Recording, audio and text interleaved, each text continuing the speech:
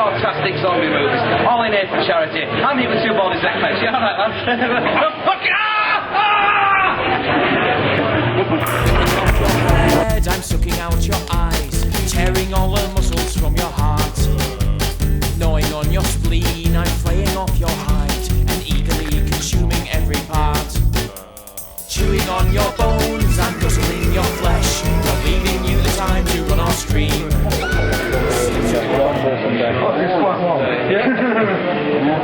Hey, how we doing? How you doing? You alright? Brilliant, mate, brilliant. Thanks for coming. Yeah, of course. Thanks for organising it again. Oh no, we love it. We love it. I'm touching a zombie's wound. Thank you. Well, you've made some effort this year. I have. Pound shop budget, you know. At 12 noon, Dominic and Mark come onto the stage to kickstart this event. 12 hours of back-to-back zombie movies. Right, well, have we got an afternoon and an evening for you, haven't we, Dom? Don't know, have we? Yeah. And well done, everybody, for staying out in the horrible sun. Yeah, all the people, right, in the sunshine outside, yeah, being healthy, playing sports, all that stuff for a picnic. Stop you, right, stay here for an afternoon of depravity and grotesque violence. Who's with me?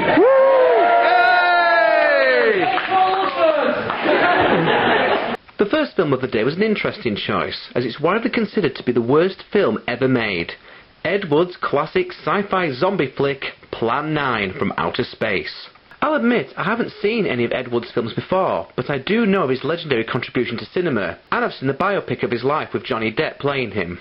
So as a result, I was looking forward to this. It's probably not the type of film you'd watch at home on your own, or with your wife or girlfriend, but get the right bunch of people together in one room like we had here today, and the atmosphere just makes all the difference. Funny for all the wrong reasons, the plot of the film focuses on a race of aliens who are seeking to stop us humans from creating a doomsday weapon that could destroy the universe. In order to do this, the aliens come up with Plan 9, a scheme to resurrect the dead as zombies in order to stop the human race. It came out in 1959, took 3 years to make, same as Ben-Hur and all the best, Strong with the Wind. 3 years to make, and it shows. This film got Ed Wood the title of America's most incompetent filmmaker. And also when he died, they posthumously awarded him the Golden Turkey for worst director. And we talk about kicking you when you're down. He's dead. This is sadly Bela Lugosi's last film as well, because he died. It's awful of death. And when he died, he just covered the part with his wife's chiropractor. He said, oh, you can do it, but it doesn't sound like him, it doesn't look like him. He just gave him a hug. He said, oh, just cover your face and go on. Yeah, it is brilliant. So it's no Citizen Kane, you know, it's better. Yeah. Graphic. Oh, unfortunately, there is no gratuitous female nude. Boo! Disappointing. Available this month is the comic book sequel called Plan 9 Strikes Again, if you're going past the comic shop. Interesting fact. The errors and inconsistencies in the filming alone would take up more time to discuss than the problems of the plot. Due to the low budget, many scenes were shot in one take with no editing. String is clearly visible coming from the top of the UFOs. Boom mics can be spotted in some scenes. Some actors can clearly be seen reading from the script and bumping into parts of the set waiting for their cue. And the opening narration helpfully informs us that future events such as these will affect you in the future as happened on that fateful day. What? What are you talking about? Even now, your scientists are working on a way to harness the sun's rays. The rays of sunlight are minute particles. Is it so far from your imagination they cannot do as I have suggested? Why, a particle of sunlight can't even be seen or measured. Can you see or measure an atom? Yet you can explode one. A ray of sunlight is made up of many atoms. So what if we do develop this selenite bomb? We'd be even a stronger nation than now. Stronger. You see? You see? You're stupid minds. Stupid! Stupid! That's all I'm taking from you. Get back here, you fool! Did he just say stupid mimes? Yeah, I'm with you on that one, mate. I can't stand the fuckers either. Almost nothing about this movie was done right, but because it's so obvious, because it's so laughable, because it's done with such sincerity, Plan 9 from Outer Space will always be remembered as one of the greatest bad movies of all time. Probably wondering why would you want to see a film like this? You know, it's badly done in every single way possible. The acting is terrible, the sets are a joke. It's a shit film basically, but it's done with that much sincerity. It's done with that much conviction.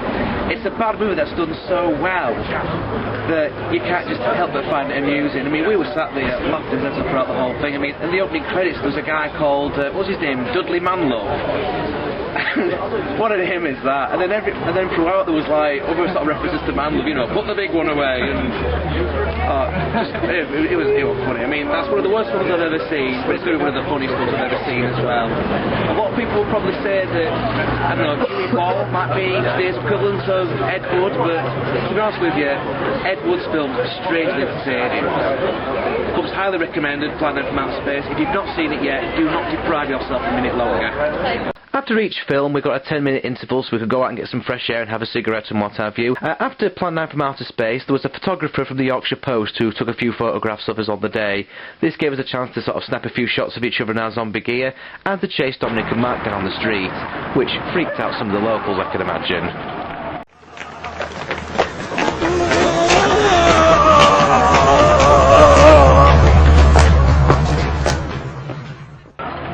The second film at the Leeds Zombie Film Festival just shows that you can't have one of these things without a George Romero film. It's Diary of the Dead, his first indie production in 20 years.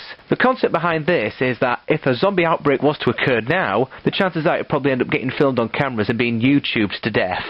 Sadly for the veteran horror maestro, the likes of The Zombie Diaries and Cloverfield got in there first, which stole a bit of its thunder. I know me and Dom have a slight difference of opinion about this film, in that Dom thinks it's a bit shy, and I love it. I loved it because I thought I didn't like Land of the Dead much, which is the fourth film in the quintology, and I thought this was a real return to form. Because you've got to bear in mind, when he made this, Romero, a couple of years ago, he was 146 years old. It's an achievement by anybody's standards. He couldn't actually lift his head to look at the monitor, but somebody told him that it was alright. So. This blog of the dead sees a bunch of film students ditch their mummy movie to record the events around them. Lots of high ketchup counts in this with some fantastically original ways of killing zombies, including sulfuric acid being smashed in a zombie's head, zombies' eyeballs being exploded out of their head using the electrodes that they have in hospitals to start up hearts, I don't know what they're called, and the student's professor carries a bow and arrow around with him, which he says makes it more fair. Is there no gratuitous female nudity in this film? Despite Dom's reservations, this is our favourite film of the so far. Plan 9, amazing. Yeah. Oh, did you like Plan 9? Yeah! Another serious socio-political document. Put the big one away. Some of the characters are too busy filming the action and with the cameras to actually get in and help people. They'll love to put the cameras down and help the people out of the trouble in case they miss on some prime zombie chompage action. Which does pose the question, as a lot of Romero films do we as a species deserve to exist?